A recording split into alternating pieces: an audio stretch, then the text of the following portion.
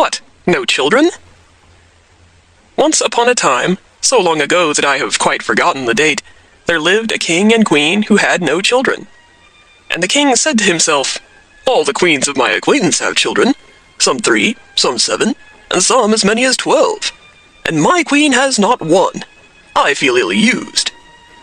So he made up his mind to be cross with his wife about it, but she bore it all like a good, patient queen as she was. Then the king grew very cross indeed, but the queen pretended to take it all as a joke, and a very good one too. "Why don't you have any daughters at least?" said he. "I don't say sons, that might be too much to expect." "I am sure, dear king, that I am very sorry," said the queen. "So you ought to be," retorted the king. "You are not going to make a virtue of that, surely." But he was not an ill-tempered king, and in any matter of less moment would have let the queen have her own way with all his heart. This, however, was an affair of state. The queen smiled.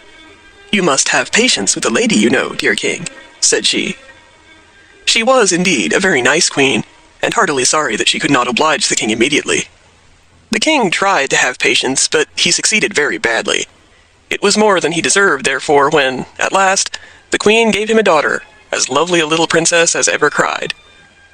The day drew near when the infant must be christened. The king wrote all the invitations with his own hand. Of course, somebody was forgotten. Now, it does not generally matter if somebody is forgotten, only you must mind who. Unfortunately, the king forgot without intending to forget, and so the chance fell upon the Princess Makemnut, which was awkward, for the princess was the king's own sister, and he ought not to have forgotten her. But she had made herself so disagreeable to the old king, their father, that he had forgotten her in making his will, and so it was no wonder that her brother forgot her in writing his invitations. But poor relations don't do anything to keep you in mind of them. Why don't they? The king could not see into the garret she lived in, could he? She was a sour, spiteful creature. The wrinkles of contempt crossed the wrinkles of peevishness, and made her face as full of wrinkles as a pat of butter. If ever a king could be justified in forgetting anybody, this king was justified in forgetting his sister, even at a christening. She looked very odd, too. Her forehead was as large as all the rest of her face, and projected over it like a precipice. When she was angry, her little eyes flashed blue. When she hated anybody, they shone yellow and green. What they looked like when she loved anybody, I do not know, for I never heard of her loving anybody but herself, and I do not think she could have managed that if she had not somehow got used to herself. But what made it highly imprudent in the king to forget her was that she was awfully clever. In fact, she was a witch, and when she bewitched anybody, he very soon had enough of it, for she beat all the wicked fairies in wickedness, and all the clever ones in cleverness. She despised all the modes we read of in history, in which offended fairies and witches have taken their revenges. And therefore, after waiting and waiting in vain for an invitation, she made up her mind at last to go without one, and make the whole family miserable, like a princess as she was. So she put on her best gown, went to the palace, was kindly received by the happy monarch, who forgot that he had forgotten her, and took her place in the procession to the royal chapel. When they were all gathered about the font, she contrived to get next to it and throw something into the water, after which she maintained a very respectful demeanor, till the water was applied to the child's face. But at that moment she turned round in her place 3 times, and muttered the following words, loud enough for those beside her to hear: "Light of spirit, by my charms, light of body, every part, never weary human arms, only crush thy parents' heart." They all thought she had lost her wits, and was repeating some foolish nursery rhyme, but a shudder went through the whole of them notwithstanding.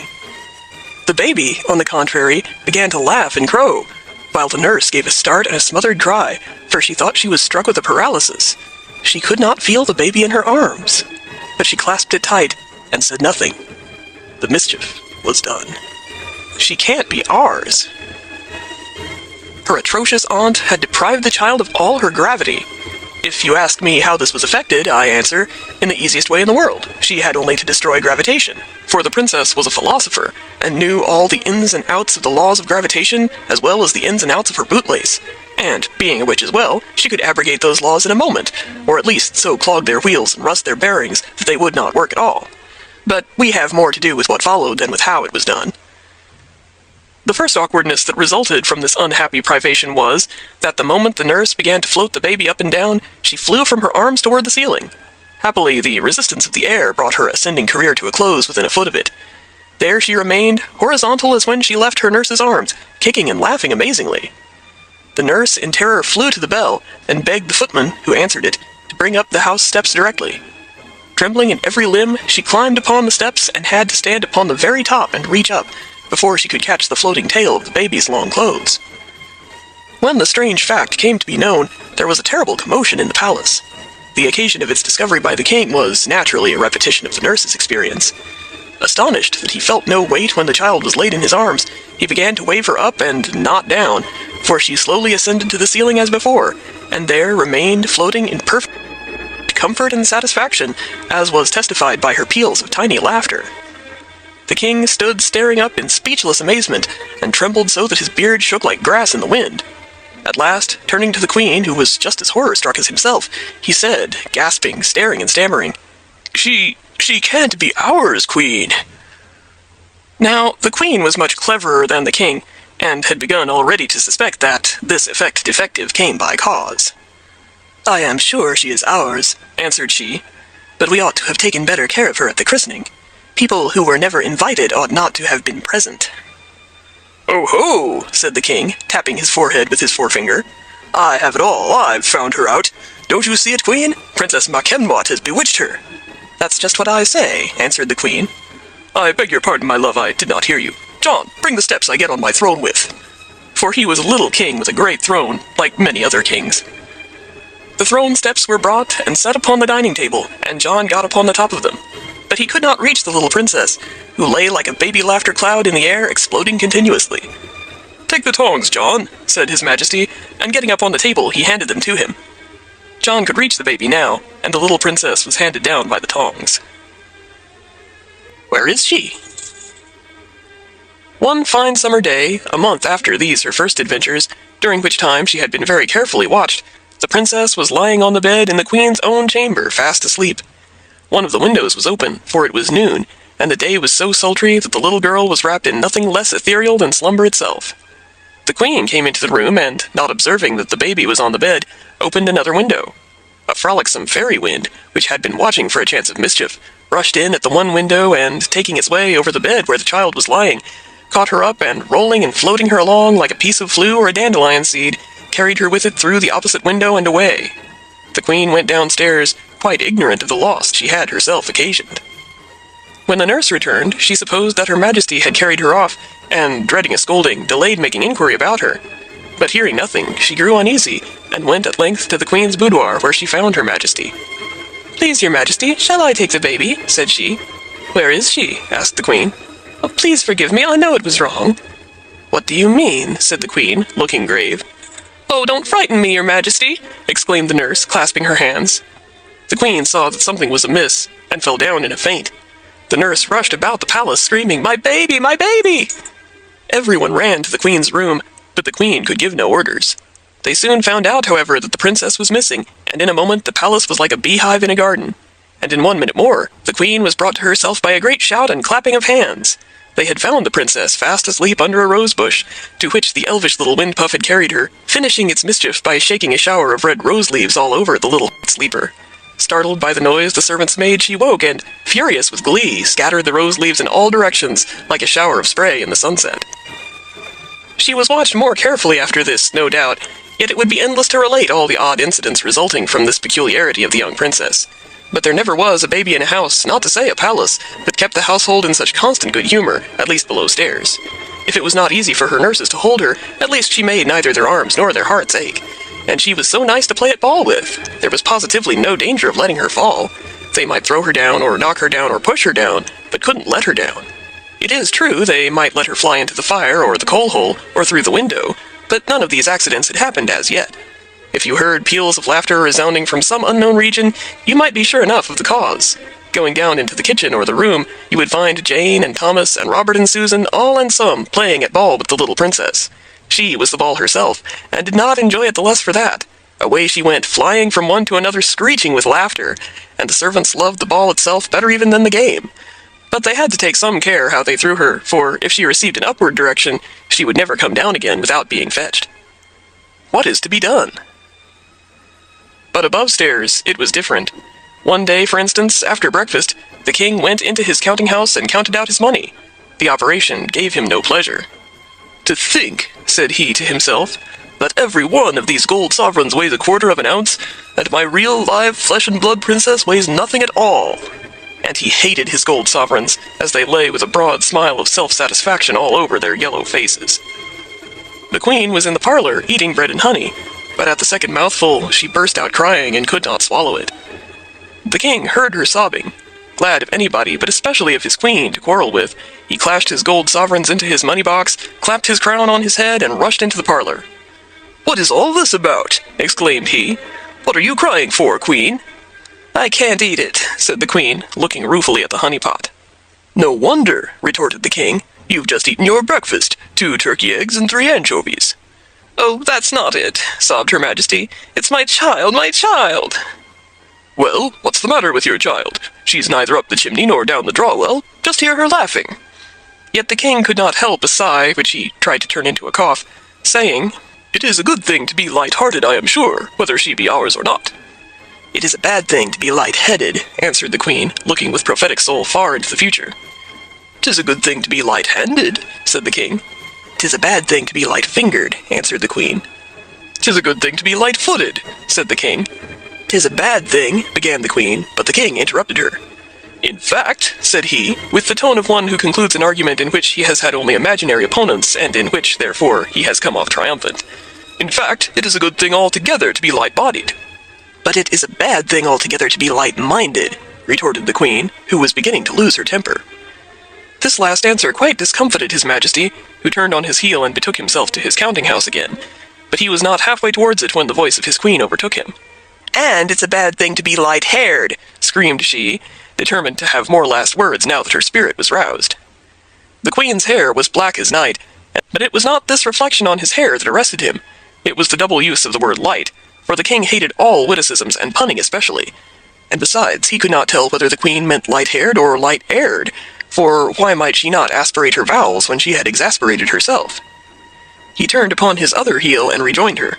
She looked angry still, because she knew that she was guilty, or, what was much the same, knew that he thought so. "My dear queen," said he, "duplicity of any sort is exceedingly objectionable between married people of any rank, not to say kings and queens, and the most objectionable form duplicity can assume is that of punning." "There," said the queen, "I never made a jest, but I broke it in the making. I am the most unfortunate woman in the world." She looked so rueful that the king took her in his arms, and they sat down to consult. "Can you bear this?" said the king. "No, I can't," said the queen. "Well, what's to be done?" said the king. "I'm sure I don't know," said the queen. "But might you not try an apology?" "To my old sister, I suppose you mean?" said the king. "Yes," said the queen. "Well, I don't mind," said the king. So he went the next morning to the house of the princess and, making a very humble apology, begged her to undo the spell. But the princess declared with a grave face that she knew nothing at all about it. Her eyes, however, shone pink, which was a sign that she was happy. She advised the king and queen to have patience and to mend their ways. The king returned disconsolate. The queen tried to comfort him. "We will wait till she is older. She may then be able to suggest something herself. She will know at least how she feels and explain things to us." "But what if she should marry?" exclaimed the king, in sudden consternation at the idea. "Well, what of that?" rejoined the queen. "Just think, if she were to have children. In the course of 100 years, the air might be as full of floating children as of gossamers in autumn." "That is no business of ours," replied the queen. "Besides, by that time they will have learned to take care of themselves." A sigh was the king's only answer. He would have consulted the court physicians, but he was afraid they would try experiments upon her. "She laughs too much." Meantime, notwithstanding awkward occurrences and griefs that she brought upon her parents, the little princess laughed and grew, not fat, but plump and tall. She reached the age of 17 without having fallen into any worse scrape than a chimney, by rescuing her from which a little bird-nesting urchin got fame and a black face. Nor, thoughtless as she was, had she committed anything worse than laughter at everybody and everything that came in her way. When she was told, for the sake of experiment, that General Clanrunfort was cut to pieces with all his troops, she laughed. When she heard that the enemy was on his way to besiege her papa's capital, she laughed hugely. But when she was told that the city would certainly be abandoned to the mercy of the enemy's soldiery, why, then she laughed immoderately. She never could be brought to see the serious side of anything. when her mother cried, she said, "What queer faces Mama makes, and she squeezes water out of her cheeks? Funny Mama." And when her papa stormed at her, she laughed and danced round and round him, clapping her hands and crying, "Do it again, Papa! Do it again! It's such fun! Dear, funny Papa!" And if he tried to catch her, she glided from him in an instant, not in the least afraid of him, but thinking it part of the game not to be caught. With one push of her foot, she would be floating in the air above his head, or she would go dancing backwards and forwards and sideways, like a great butterfly. It happened several times, when her father and mother were holding a consultation about her in private, that they were interrupted by vainly repressed outbursts of laughter over their heads, and looking up with indignation, saw her floating at full length in the air above them, whence she regarded them with the most comical appreciation of the position. One day an awkward accident happened. The princess had come out upon the lawn with one of her attendants, who held her by the hand. Spying her father at the other side of the lawn, she snatched her hand from the maid's and sped across to him. Now, when she wanted to run alone, her custom was to catch up a stone in each hand, so that she might come down again after a bound. Whatever she wore as part of her attire had no effect in this way. Even gold, when it thus became as it were a part of herself, lost all its weight for the time. But whatever she only held in her hands retained its downward tendency.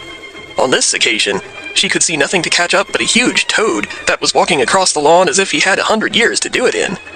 Not knowing what disgust meant, for this was one of her peculiarities, she snatched up the toad and bounded away. She had almost reached her father, and he was holding out his arms to receive her and take from her lips the kiss which hovered on them like a butterfly on a rosebud, when a puff of wind blew her aside into the arms of a young page, who had just been receiving a message from His Majesty. Now it was no great peculiarity in the princess that, once she was set a-going, it always cost her time and trouble to check herself. On this occasion, there was no time. She must kiss, and she kissed the page. She did not mind it much, for she had no shyness in her composition, and she knew besides that she could not help it. So she only laughed like a musical box.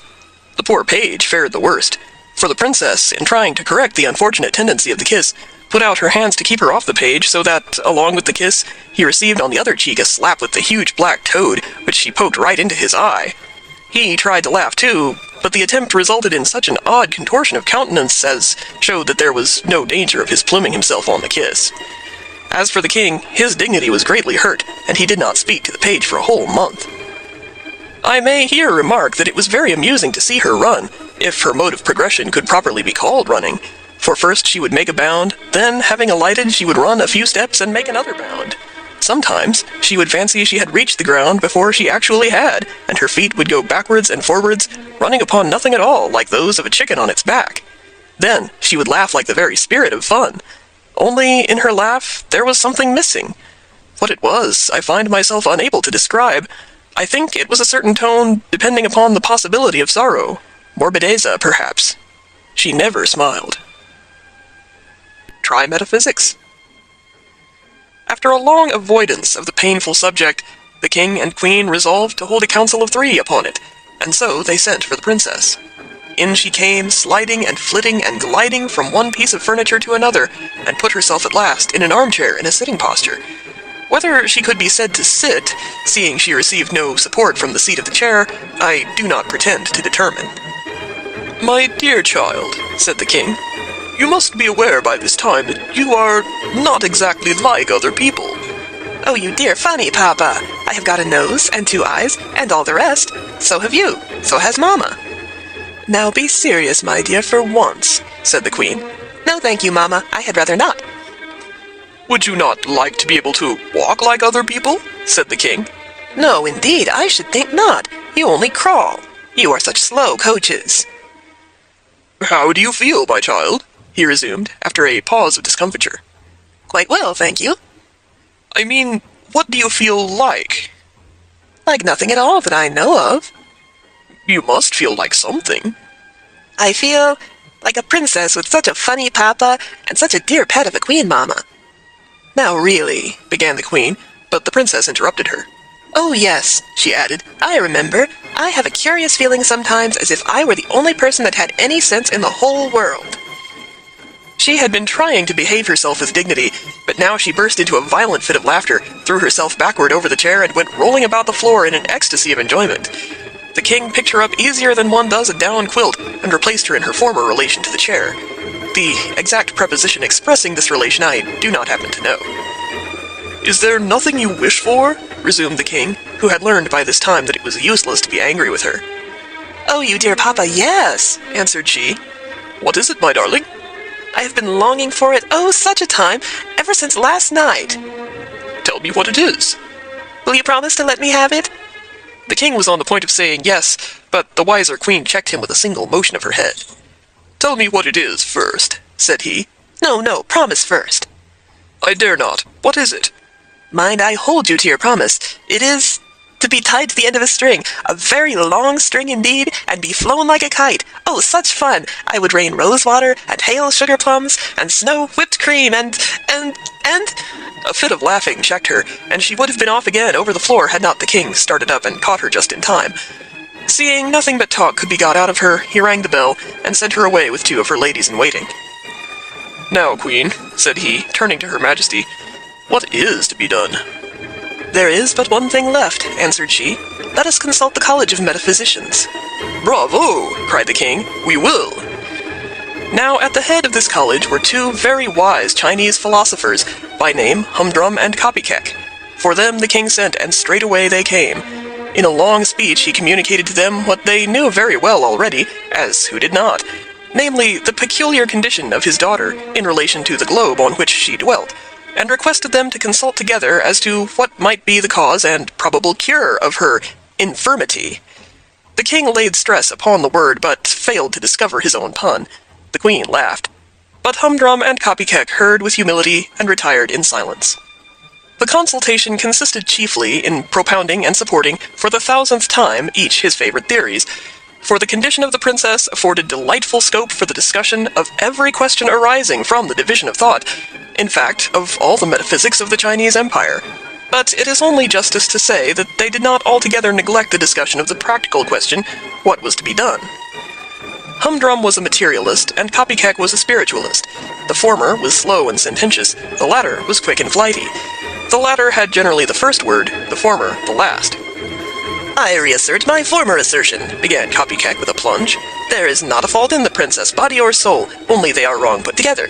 Listen to me now, Humdrum, and I will tell you in brief what I think. Don't speak, don't answer me. I won't hear you till I have done. At this decisive moment, when souls seek their appointed habitations, 2 eager souls met, struck, rebounded, lost their way, and arrived each at the wrong place. The soul of the princess was one of those, and she went far astray. She does not belong by rights to this world at all, but to some other planet, probably Mercury. Her proclivity to her true sphere destroys all the natural influence which this orb would otherwise possess over her corporeal frame. She cares for nothing here. There is no relation between her and this world.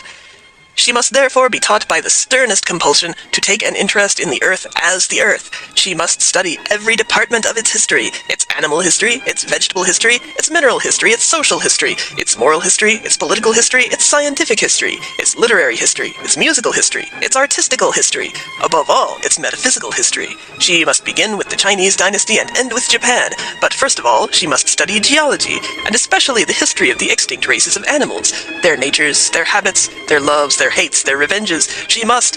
Hold, roared Humdrum. It is certainly my turn now. My rooted and insubvertible conviction is that the causes of the anomalies evident in the princess's condition are strictly and solely physical. But that is only tantamount to acknowledging that they exist. Hear my opinion. From some cause or other, of no importance to our inquiry, the motion of her heart has been reversed. That remarkable combination of the suction and the force pump works the wrong way. I mean, in the case of the unfortunate princess, it draws in where it should force out, and forces out where it should draw in. The offices of the auricles and the ventricles are subverted. The blood is sent forth by the veins and returns by the arteries. Consequently, it is running the wrong way through all her corporeal organism, lungs and all. Is it then at all mysterious, seeing that such is the case, that on the other particular of gravitation as well she should differ from normal humanity? My proposal for the cure is this. Phlebotomize until she is reduced to the last point of safety. Let it be effected, if necessary, in a warm bath. When she is reduced to a state of perfect asphyxy, apply a ligature to the left ankle, drawing it as tight as the bone will bear. Apply, at the same moment, another of equal tension around the right wrist. By means of plates constructed for the purpose, place the other foot and hand under the receivers to air pumps. Exhaust the receivers. exhibit a pint of French brandy, and await the result. Which would presently arrive in the form of grim death, said Copycat. If it should, she would yet die in doing our duty, retorted Humdrum.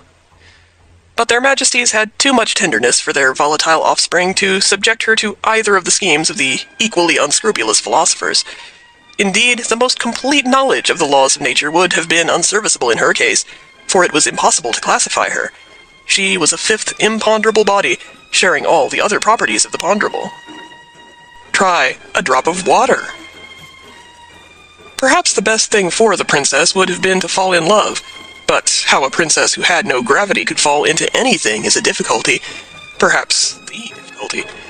As for her own feelings on the subject, she did not even know that there was such a beehive of honey and stings to be fallen into. But now I come to mention another curious fact about her. The palace was built on the shores of the loveliest lake in the world, and the princess loved this lake more than father or mother. The root of this preference, no doubt, although the princess did not recognize it as such, was that at the moment she got into it, she recovered the natural right of which she had been so wickedly deprived, namely gravity. Whether this was owing to the fact that water had been employed as the means of conveying the injury, I do not know, but it is certain that she could swim and dive like the duck that her old nurse said she was. The manner in which this alleviation of her misfortune was discovered was as follows. One summer evening, during the carnival of the country, she had been taken upon the lake by the king and queen in the royal barge. They were accompanied by many of the courtiers in a fleet of little boats. In the middle of the lake, she wanted to get into the Lord Chancellor's barge, for his daughter, who was a great favorite with her, was in it with her father. Now, though the old king rarely condescended to make light of his misfortune, yet, happening on this occasion to be in a particularly good humor, as the barges approached each other, he caught up the princess to throw her into the Chancellor's barge. He lost his balance, however, and, dropping into the bottom of the barge, lost his hold on his daughter, not, however, before imparting to her the downward tendency of his own person, though in a somewhat different direction, for, as the king fell into the boat, she fell into the water. With a burst of delighted laughter, she disappeared in the lake. A cry of horror ascended from the boats. They had never seen the princess go down before. Half the men were underwater in a moment, but they had all, one after another, come up to the surface again for breath when, tinkle, tinkle, babble, and gush, came the princess's laugh over the water from far away. There she was, swimming like a swan, nor would she come out for king or queen, chancellor or daughter. She was perfectly obstinate. But at the same time, she seemed more sedate than usual. Perhaps that was because a great pleasure spoils laughing.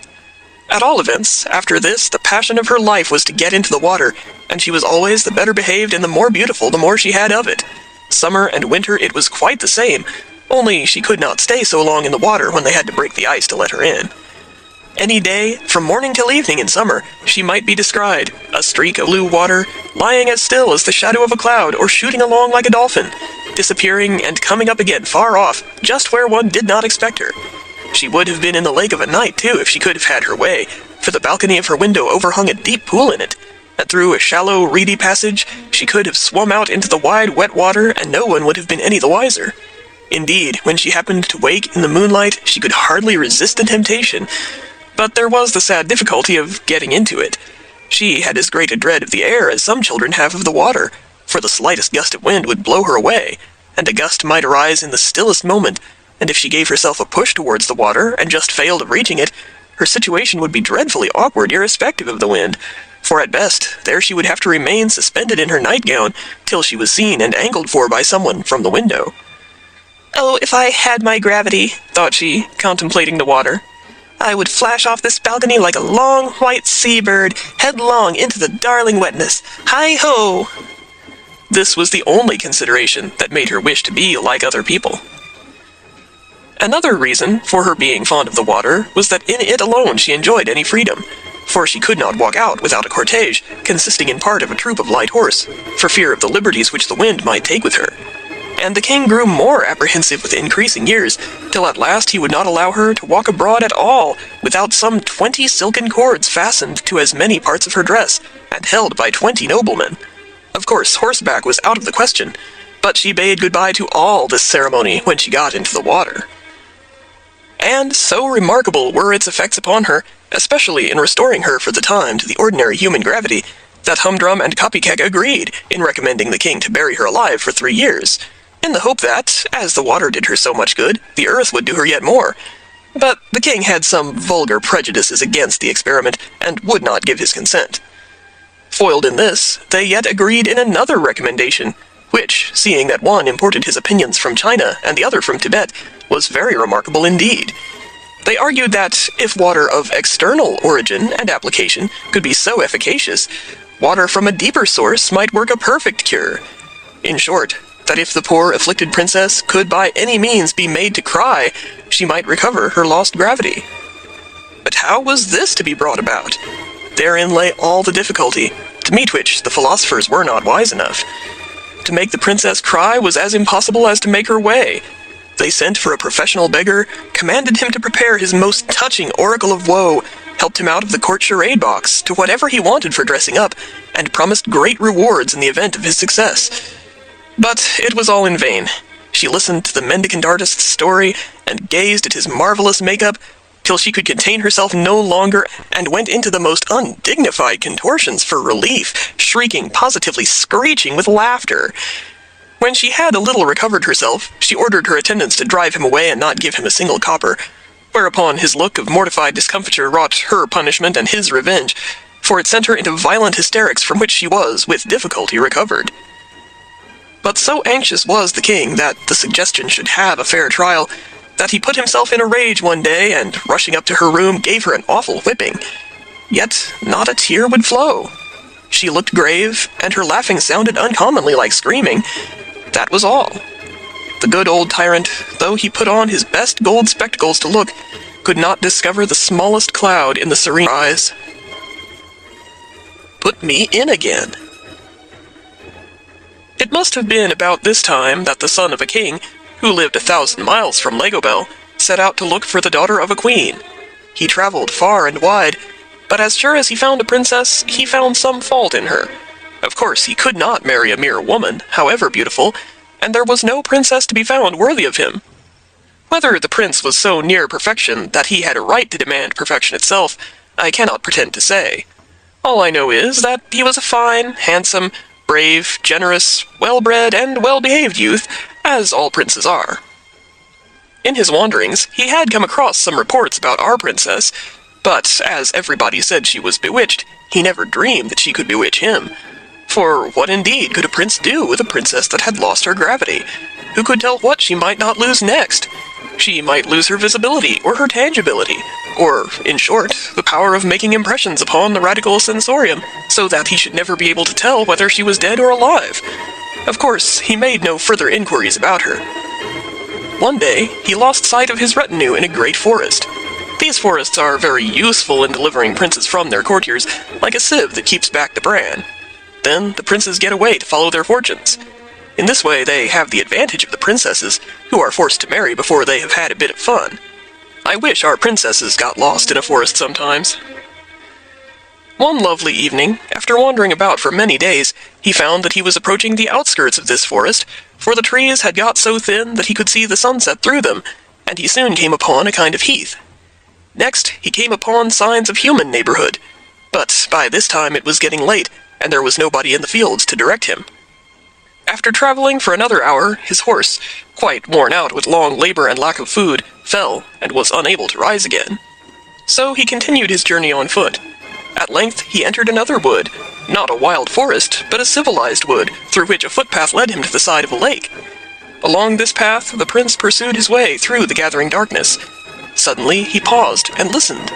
Strange sounds came across the water. It was, in fact, the princess laughing.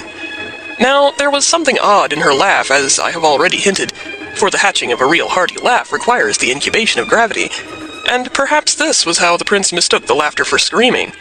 Looking over the lake, he saw something in the water, and, in an instant, he had torn off his tunic, kicked off his sandals, and plunged in. He soon reached the object, and found that it was a woman. There was not light enough to show that she was a princess, but quite enough to show that she was a lady, for it does not want much light to see that.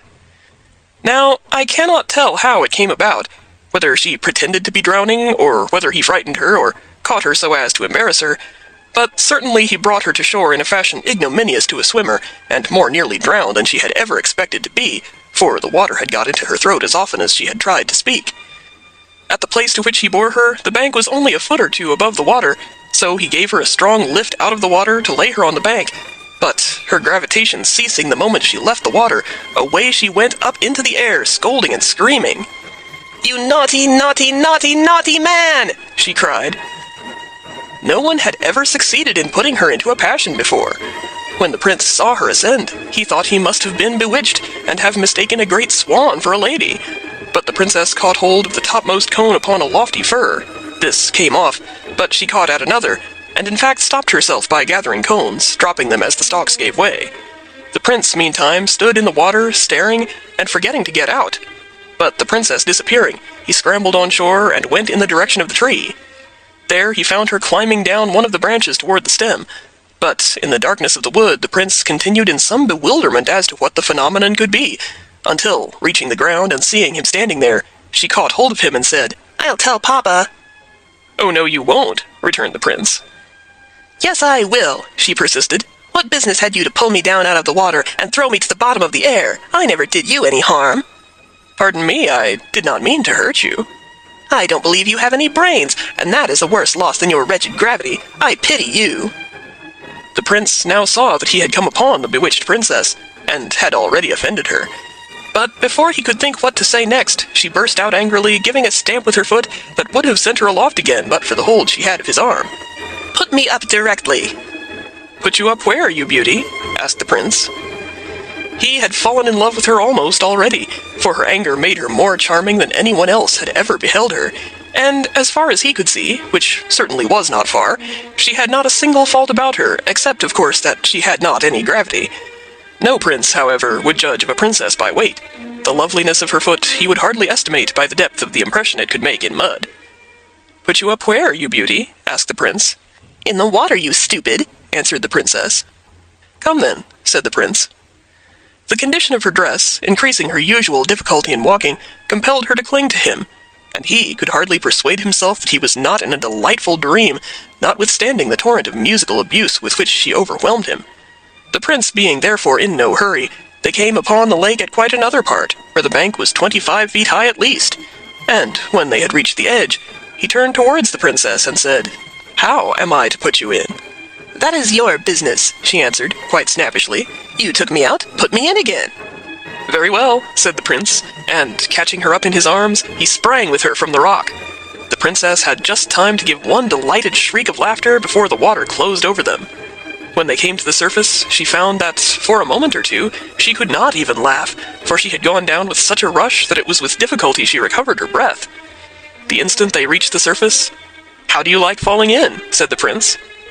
After some effort, the princess panted out, "Is that what you call falling in?" "Yes," answered the prince.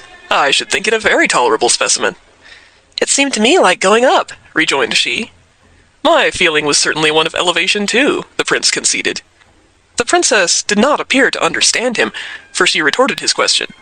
"How do you like falling in?" said the princess. "Beyond everything," answered he, "for I have fallen in with the only perfect creature I ever saw." "No more of that. I am tired of it," said the princess. Perhaps she shared her father's aversion to punning. "Don't you like falling in, then?" said the prince. "It is the most delightful fun I ever had in my life," answered she. "I never fell before. I wish I could learn.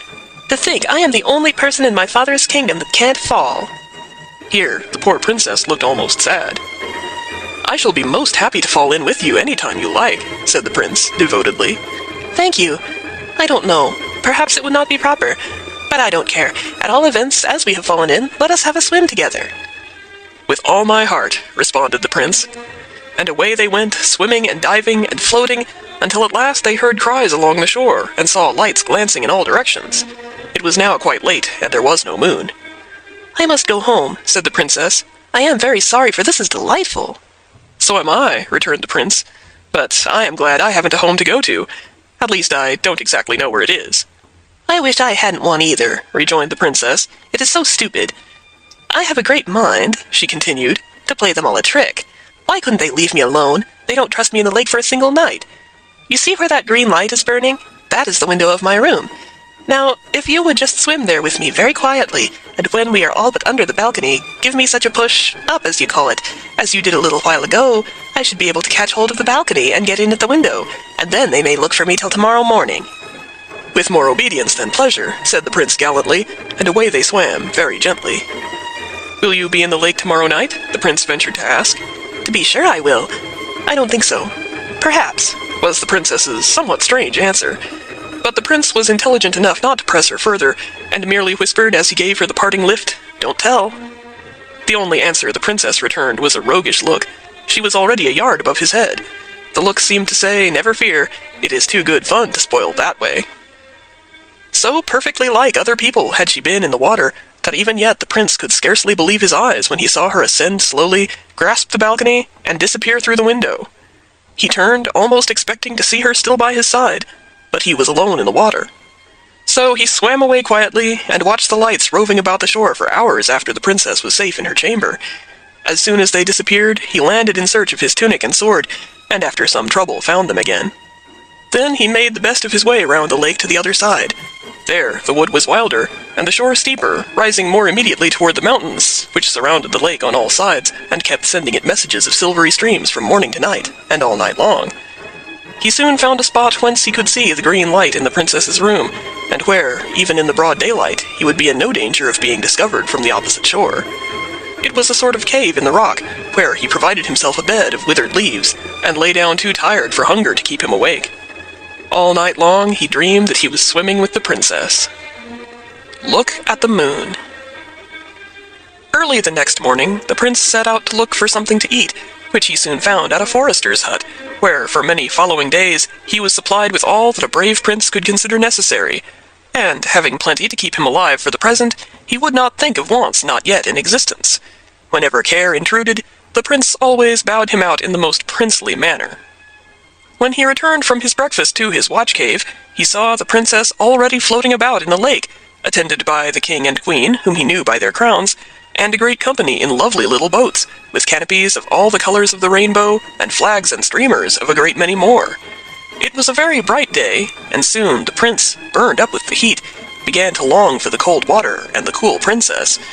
But he had to endure till twilight, for the boats had provisions on board, and it was not till the sun went down that the gay party began to vanish. Boat after boat drew away to the shore, following that of the king and queen, till only one, apparently the princess's own boat, remained. But she did not want to go home even yet, and the prince thought he saw her order the boat to the shore without her. At all events, it rowed away, and now, of all the radiant company, only one remained. Then the prince began to sing, and this is what he sung. "Lady fair, swan white, lift thine eyes, banish night, by the might of thine eyes. Stream behind her o'er the lake, in her wake, following, following for her sake, radiant, cling about her waters blue, part not from her, but renew, cold and true, kisses round her. Lap me round, waters sad, that have left her, make me glad, for ye had kissed her ere ye left her." Before he had finished his song, the princess was just under the place where he sat, and looking up to find him. Her ears had led her truly. "Would you like a fall, princess?" said the prince, looking down. "Ah, there you are. Yes, if you please, prince," said the princess, looking up. "How do you know that I am a prince, princess?" said the prince. "Because you are a very nice young man, prince," said the princess. "Come up then, princess." "Fetch me, prince." The prince took off his scarf, then his sword-belt, then his tunic, and tied them all together and let them down. But the line was far too short. He unwound his turban and added it to the rest, when it was all but long enough, and his purse completed it. The princess just managed to lay hold of the knot of money, and was beside him in a moment. This rock was much higher than the other, and the splash and the dive were tremendous. The princess was in ecstasies of delight, and their swim was delicious. Night after night they met, and swam about in the dark clear lake, where such was the prince's gladness that, whether the princess's way of looking at things infected him, or he was actually getting light-headed, he often fancied that he was swimming in the sky instead of the lake. But when he talked about being in heaven, the princess laughed at him dreadfully. When the moon came, she brought them fresh pleasure. Everything looked strange and new in her light, with an old, withered, yet unfading newness. When the moon was nearly full, one of their great delights was to dive deep in the water, and then, turning round, look up through it at the great blot of light close above them, shimmering and trembling and wavering, spreading and contracting, seeming to melt away and again grow solid. Then they would shoot up through the blot, and lo, there was the moon, far off, clear and steady and cold, and very lovely, at the bottom of a deeper and bluer lake than theirs, as the princess said. The prince soon found that while in the water the princess was very like other people, and besides this, she was not so forward in her questions or pert in her replies at sea as on shore. Neither did she laugh so much, and when she did laugh, it was more gently. She seemed altogether more modest and maidenly in the water than out of it. But when the prince, who had really fallen in love when he fell in the lake, began to talk to her about love, she always turned her head towards him and laughed. After a while, she began to look puzzled, as if she were trying to understand what he meant, but could not, revealing a notion that he meant something. But as soon as ever she left the lake, she was so altered that the prince said to himself, "If I marry her, I see no help for it. We must turn merman and mermaid and go out to sea at once." The princess's pleasure in the lake had grown to a passion, and she could scarcely bear to be out of it for an hour. Imagine then her consternation when, diving with the prince one night, a sudden suspicion seized her that the lake was not so deep as it used to be. The prince could not imagine what had happened. She shot to the surface and, without a word, swam at full speed towards the higher side of the lake. He followed, begging to know if she was ill or what was the matter. She never turned her head or took the smallest notice of his question. Arrived at the shore, she coasted the rocks with minute inspection, but she was not able to come to a conclusion, for the moon was very small, and so she could not see well.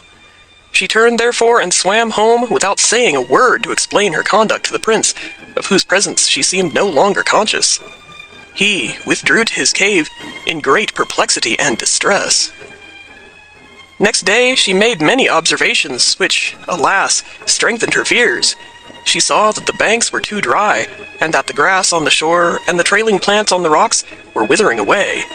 She caused marks to be made along the borders, and examined them day after day in all directions of the wind, till at last the horrible idea became a certain fact, that the surface of the lake was slowly sinking. The poor princess nearly went out of the little mind she had. It was awful to her to see the lake, which she loved more than any living thing, lie dying before her eyes. It sank away, slowly vanishing. The tops of rocks that had never been seen till now began to appear far down in the clear water. Before long, they were dry in the sun. It was fearful to think of the mud that would soon lie there baking and festering, full of lovely creatures dying and ugly creatures coming to life, like the unmaking of a world. And how hot the sun would be without any lake! She could not bear to swim in it any more, and began to pine away. Her life seemed bound up with it, and ever as the lake sank she pined. People said she would not live an hour after the lake was gone. But she never cried.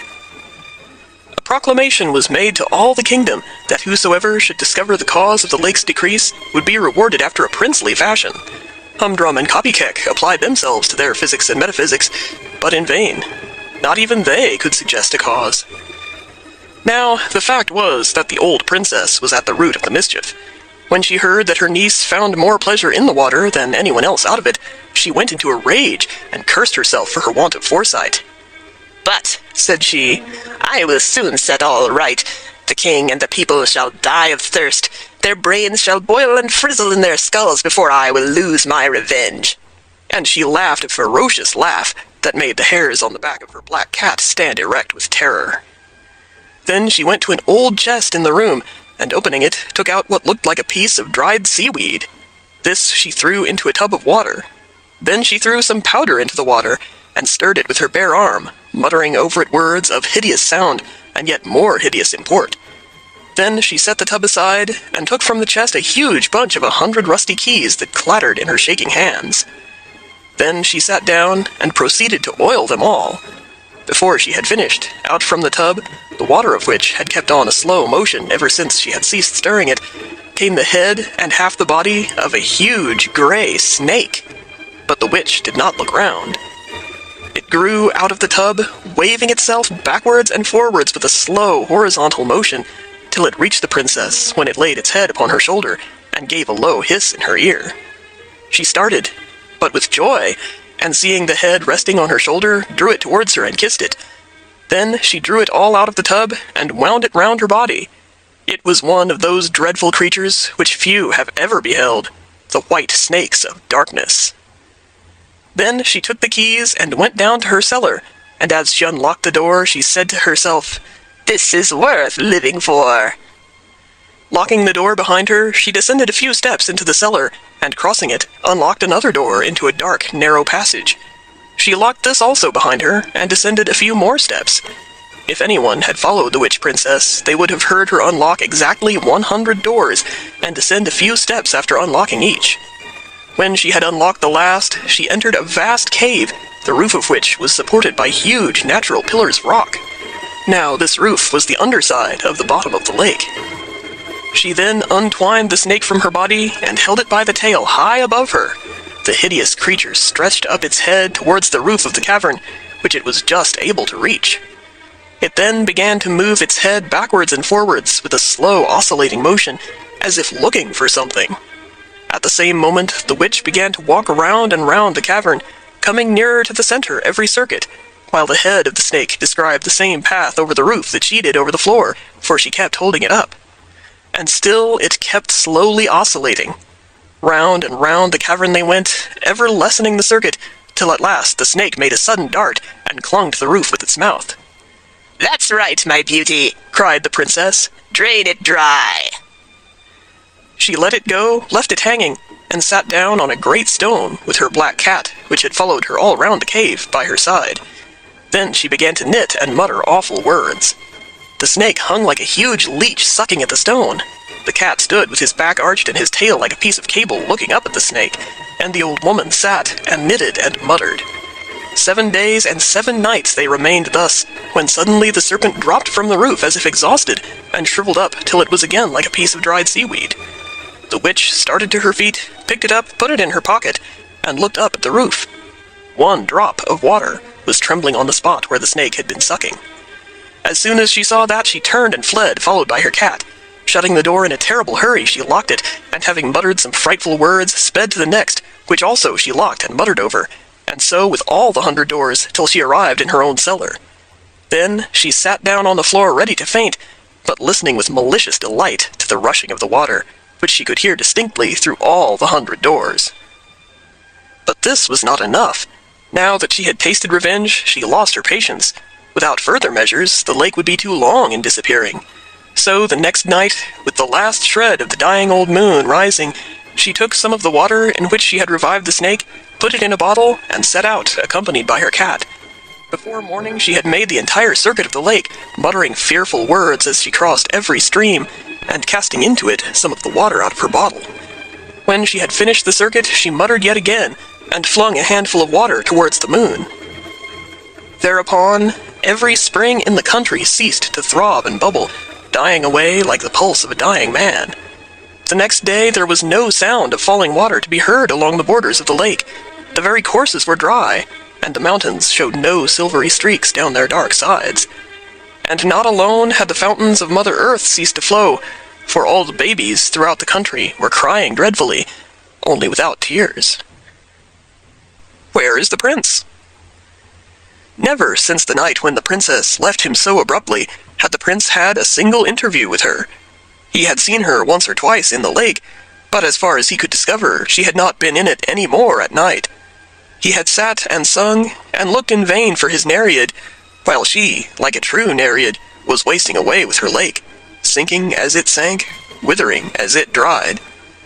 When at length he discovered the change that was taking place in the level of the water, he was in great alarm and perplexity. He could not tell whether the lake was dying because the lady had forsaken it, or whether the lady would not come because the lake had begun to sink, but he resolved to know so much at least. He disguised himself, and, going to the palace, requested to see the Lord Chamberlain. His appearance at once gained his request, and the Lord Chamberlain, being a man of some insight, perceived that there was more in the prince's solicitation than met the ear. He felt likewise that no one could tell whence a solution of the present difficulties might arise, so he granted the prince's prayer to be. It was rather cunning in the prince to request such an easy post, for the princess could not possibly soil as many shoes as other princesses. He soon learned all that could be told about the princess. He went nearly distracted, but after roaming about the lake for days and diving in every depth that remained, all that he could do was to put an extra polish on the dainty pair of boots that was never called for. For the princess kept her room, with the curtains drawn to shut out the dying lake, but she could not shut it out of her mind for a moment. It haunted her imagination so that she felt as if the lake were her soul, drying up within her, first to mud, then to madness and death. She thus brooded over the change with all its dreadful accompaniments, till she was nearly distracted. As for the prince, she had forgotten him. However much she had enjoyed his company in the water, she did not care for him without it. But she seemed to have forgotten her father and mother, too. The lake went on sinking. Small, slimy spots began to appear, which glittered steadily amidst the changeful shine of the water. These grew to broad patches of mud, which widened and spread, with rocks here and there, and floundering fishes and crawling eels swarming. The people went everywhere catching these, and looking for anything that might have dropped from the royal boats. At length, the lake was all but gone, only a few of the deepest pools remaining unexhausted. It happened one day that a party of youngsters found themselves on the brink of one of these pools in the very center of the lake. It was a rocky basin of considerable depth. Looking in, they saw at the bottom something that shone yellow in the sun. A little boy jumped in and dived for it. It was a plate of gold covered with writing. They carried it to the king.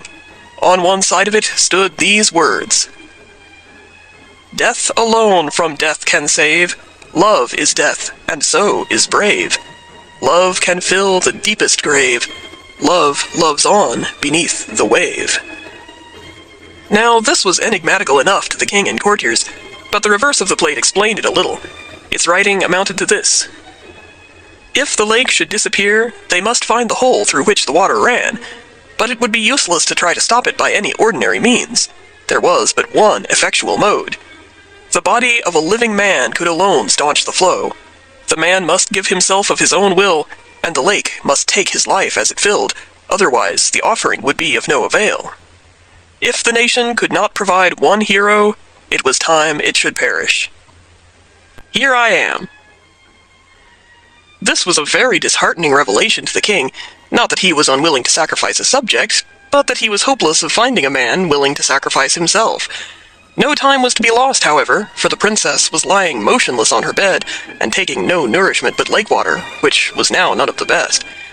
Therefore the king caused the contents of the wonderful plate of gold to be published throughout the country.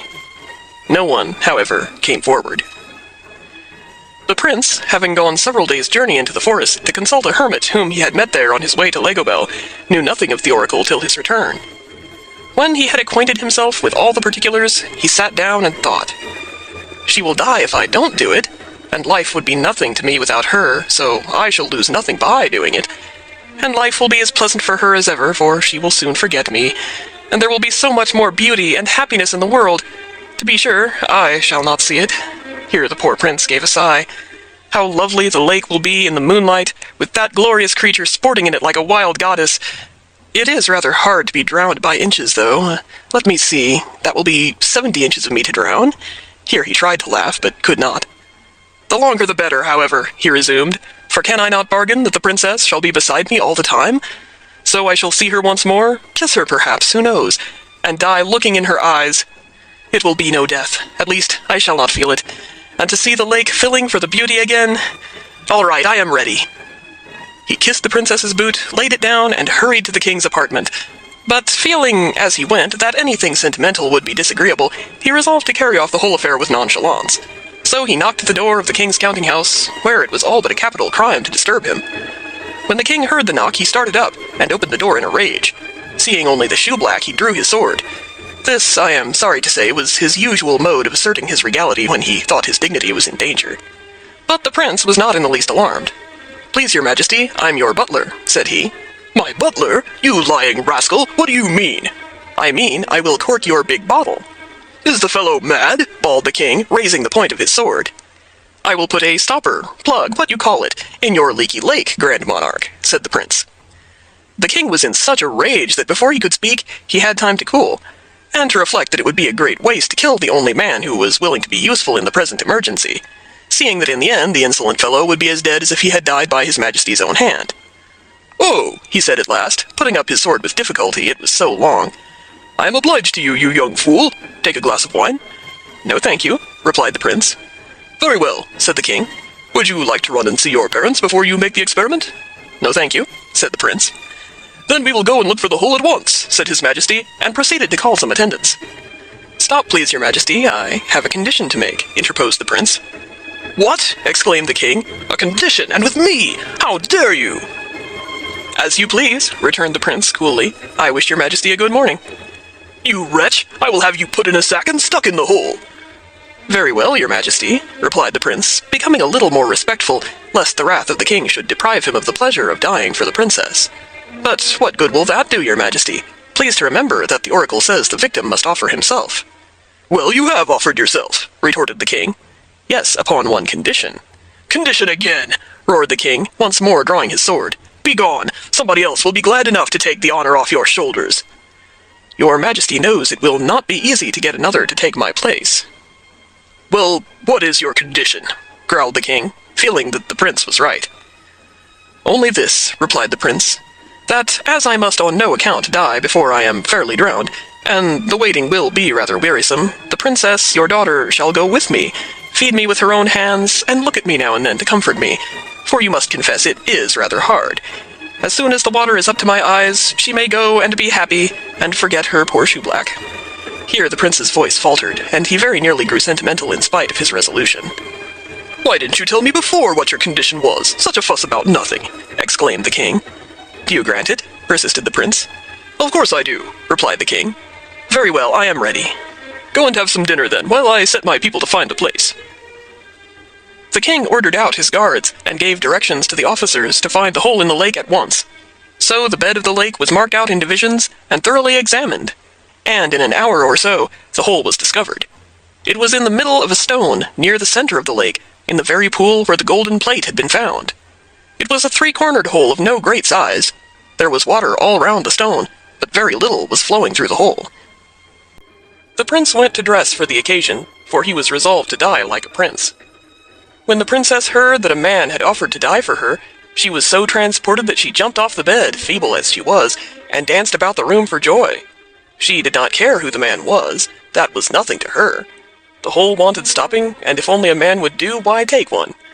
In an hour or two more everything was ready. Her maid dressed her in haste, and they carried her to the side of the lake.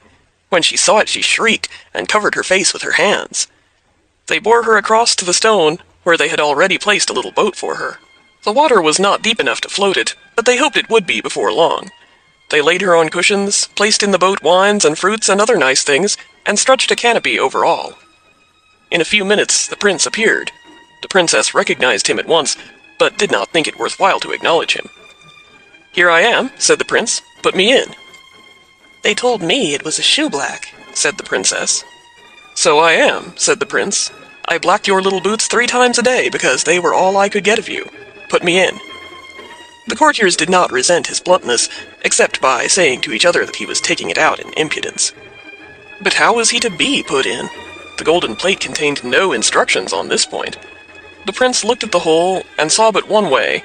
He put both his legs into it, sitting on the stone, and, stooping forward, covered the corner that remained open with his 2 hands.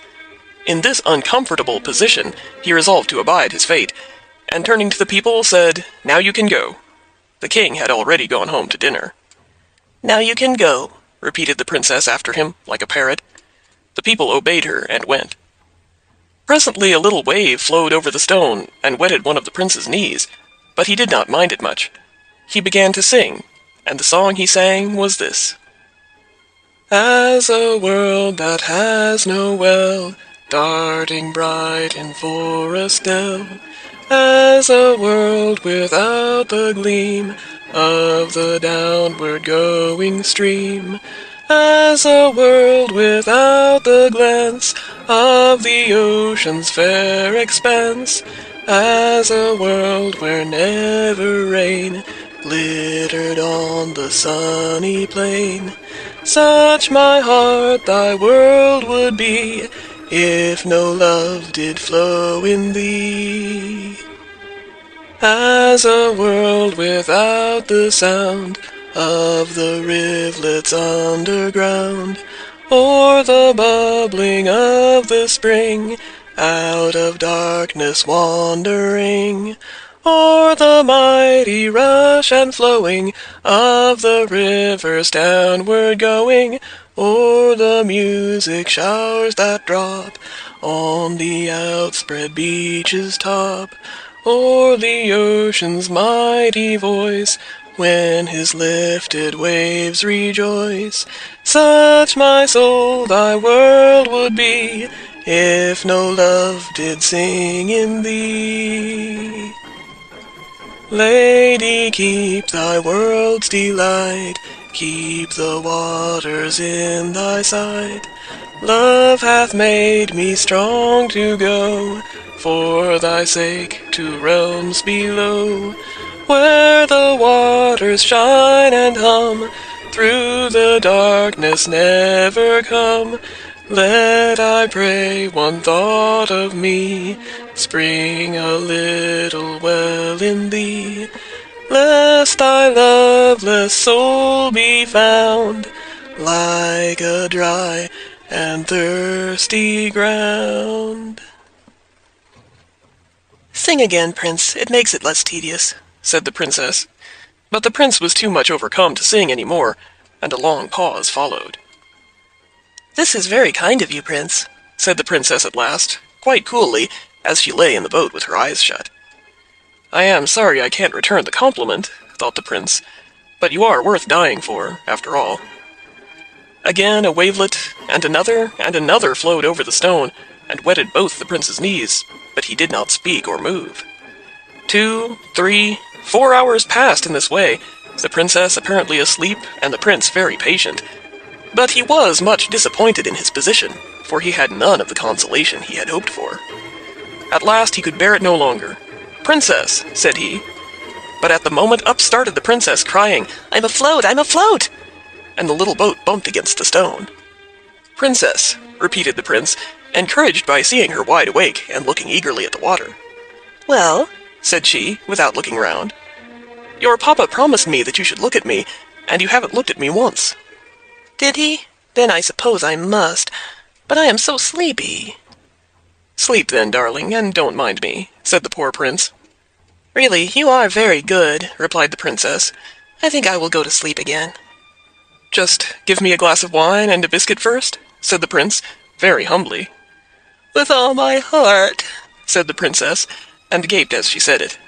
She got the wine and the biscuit, however, and leaning over the side of the boat towards him, was compelled to look at him. "Why, Prince," she said, "you don't look well. Are you sure you don't mind it?" "Not a bit," answered he, feeling very faint indeed. "Only I shall die before it is of any use to you, unless I have something to eat." "There, then," said she, holding out the wine to him. "Ah, you must feed me. I dare not move my hands. The water would run away directly." "Good gracious," said the Princess, and she began at once to feed him with bits of biscuit and sips of wine. As she fed him, he contrived to kiss the tips of her fingers now and then. She did not seem to mind it one way or the other, but the Prince felt better. "Now, for your own sake, Princess," said he, "I cannot let you go to sleep. You must sit and look at me, else I shall not be able to keep up." "Well, I will do anything I can to oblige you," answered she, with condescension, and, sitting down, she did look at him, and kept looking at him with wonderful steadiness, considering all things. The sun went down, and the moon rose, and, gush after gush, the waters were rising up the Prince's body. They were up to his waist now. "Why can't we go and have a swim?" said the Princess. "There seems to be water enough just about here." "I shall never swim more," said the Prince. "Oh, I forgot," said the Princess, and was silent. So the water grew and rose up and up on the Prince, and the Princess sat and looked at him. She fed him now and then. The night wore on. The waters rose and rose. The moon rose likewise higher, and shone full on the face of the dying Prince. The water was up to his neck. "Will you kiss me, Princess?" said he, feebly. The nonchalance was all gone now. Yes, I will, answered the princess, and kissed him with a long, sweet, cold kiss. Now, said he, with a sigh of content, I die happy. He did not speak again. The princess gave him some wine for the last time. He was past eating. Then she sat down again and looked at him. The water rose and rose. It touched his chin. It touched his lower lip. It touched between his lips. He shut them hard to keep it out. The princess began to feel strange. It touched his upper lip. He breathed through his nostrils. The princess looked wild. It covered his nostrils. Her eyes looked scared and shone strange in the moonlight. His head fell back, the water closed over it, and the bubbles of his last breath bubbled up through the water. The princess gave a shriek and sprang into the lake. She laid hold first of one leg and then of the other, and pulled and tugged, but she could not move either. She stopped to take breath, and that made her think that he could not get any breath. She was frantic. She got hold of him and held his head above the water, which was possible now that his hands were no longer on the hole. But it was of no use, for he was past breathing. Love and water brought back all her strength. She got under the water and pulled with her whole might, till at last she got one leg out. The other easily followed. How she got him into the boat she never could tell, but when she did she fainted away. Coming to herself, she seized the oars, kept herself steady as best she could, and rowed, though she had never rowed before. Round rocks and over shallows and through mud she rowed, till she got to the landing stairs of the palace. By this time her people were on the shore, for they had heard her shriek. She made them carry the prince to her own room, and lay him in her bed, and light a fire and send for the doctors. "But the lake, your highness," said the chamberlain, who, roused by the noise, came in his nightcap. "Go and drown yourself in it," she said. This was the last rudeness of which the princess was ever guilty, and one must allow that she had good cause to feel provoked with the Lord Chamberlain. Had it been the king himself, he would have fared no better, but both he and the queen were fast asleep, and the chamberlain went back to his bed. Somehow the doctors never came, so the princess and her old nurse were left with the prince, but the old nurse was a wise woman, and knew what to do. They tried everything for a long time without success. The princess was nearly distracted between hope and fear, but she tried on and on, one thing after another, and everything over and over again. At last, when they had all but given it up, just as the sun rose, the prince opened his eyes. Look at the rain. The princess burst into a passion of tears and fell on the floor. There she lay for an hour, and her tears never ceased. All the pent-up crying of her life was spent now. And a rain came on, such as had never been seen in that country. The sun shone all the time, and the great drops which fell straight to the earth shone likewise. The palace was in the heart of a rainbow. It was a rain of rubies and sapphires and emeralds and topazes. The torrents poured from the mountains like molten gold, and if it had not been for its subterraneous outlet, the lake would have overflowed and inundated the country. It was full from shore to shore. But the princess did not heed the lake. She lay on the floor and wept, and this rain within doors was far more wonderful than the rain out of doors. For when it abated a little, and she proceeded to rise, she found to her astonishment that she could not. At length, after many efforts, she succeeded in getting upon her feet, but she tumbled down again directly. Hearing her fall, the old nurse uttered a yell of delight and ran to her, screaming, "My darling child, she's found her gravity!" "Oh, that's it, is it?" said the princess, rubbing her shoulder and her knee alternately. "I consider it very unpleasant. I feel as if I should be crushed to pieces." "Hurrah!" cried the prince from the bed. "If you've come around, princess, so have I. How's the lake?" "Brimful," answered the nurse. "Then we're all happy." "That we are, indeed," answered the princess, sobbing. And there was rejoicing all over the country that rainy day. Even the babies forgot their past troubles, and danced and crowed amazingly. And the king told stories, and the queen listened to them, and he divided the money in his box, and she the honey in her pot among all the children. And there was such jubilation as was never heard of before. Of course, the prince and princess were betrothed at once, but the princess had to learn to walk before they could be married with any propriety. And this was not so easy at her time of life, for she could walk no more than a baby. She was always falling down and hurting herself. "Is this the gravity you used to make so much of?" said she one day to the prince as he raised her from the floor. "For my part, I was a great deal more comfortable without it." No, that's not it. This is it," replied the prince, as he took her up and carried her about like a baby, kissing her all the time. "This is gravity."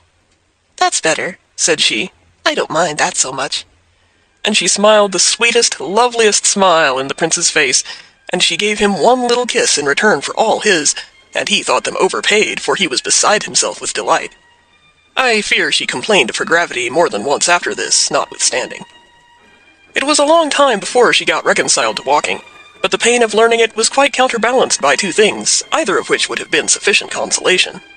The first was that the prince himself was her teacher, and the second that she could tumble into the lake as often as she pleased. Still, she preferred to have the prince jump in with her, and the splash they made before was nothing to the splash they made now. The lake never sank again. In process of time, it wore the roof of the cavern quite through, and was twice as deep as before.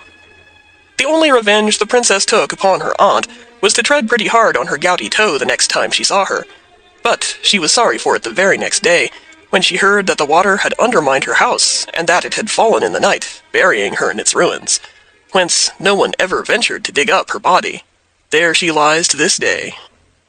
So the prince and princess lived and were happy, and had crowns of gold, and clothes of cloth, and shoes of leather, and children of boys and girls, not one of whom was ever known on the most critical occasion to lose the smallest atom of his or her due proportion of gravity.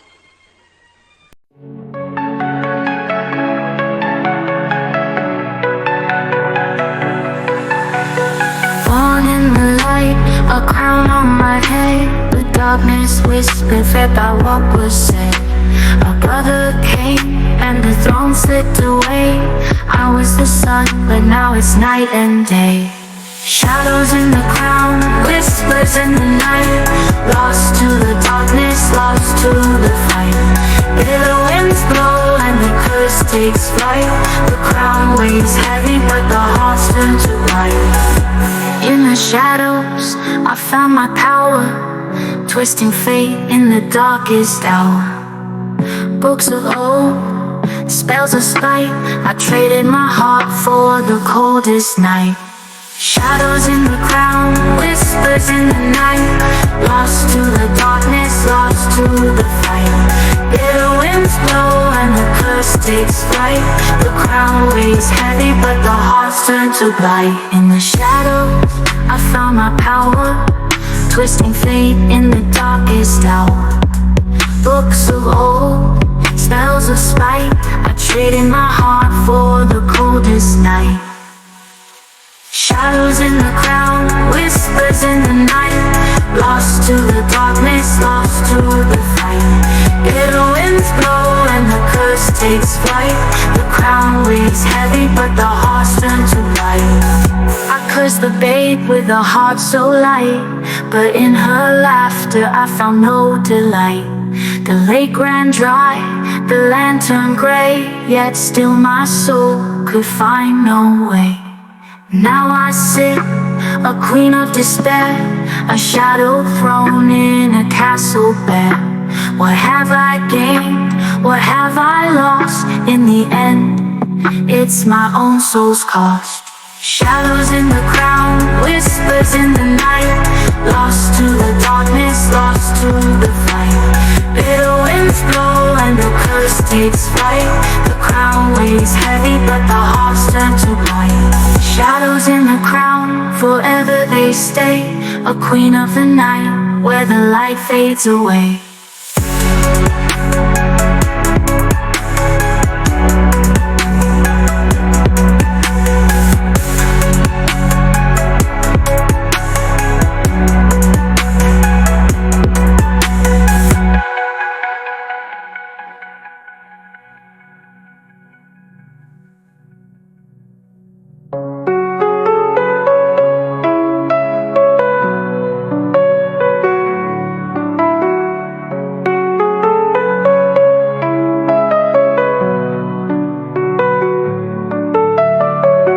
In the shadows I found my power, twisting fate in the darkest hour.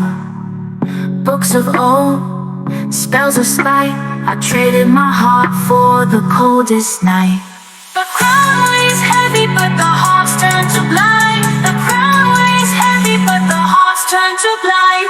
Shadows in the crown, whispers in the night, lost to the darkness, lost to the fight. Bitter winds blow and the curse takes flight. The crown weighs heavy but the hearts turn to blight.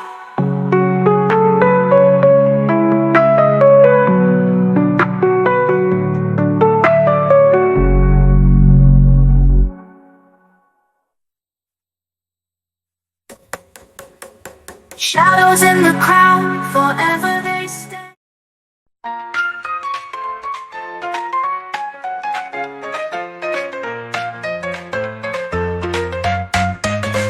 She was born with a heart so light,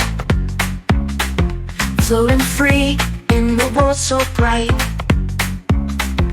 But the earth couldn't hold her down, a princess lost in a weightless crown.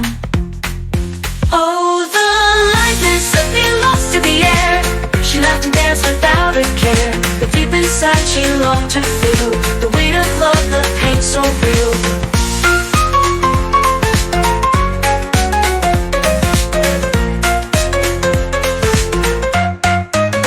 Her kingdom cried, the lake ran dry. The world below was left to sigh, but in her heart a spark was found. A princess' love could bring her to the ground. Oh, the lightness of being lost to the air. She laughed and danced without a care, but deep inside she longed to feel the weight of love, the pain so real.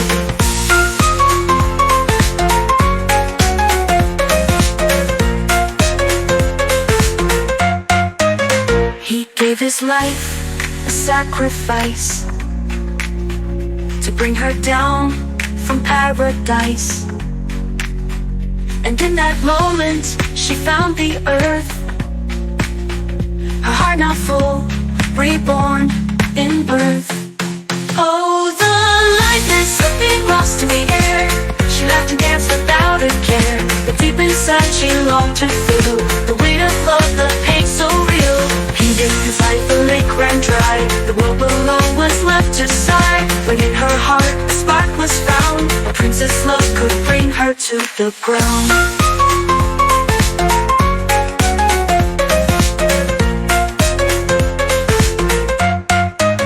He gave his life a sacrifice to bring her down from paradise. And in that moment she found the earth, her heart now full, reborn in birth. Oh, the lightness of being grounded in care. She laughed and danced but now aware, for in her heart she learned to feel the weight of love, the truth revealed. Oh, the lightness being both light and whole, princess who found the weight of her soul.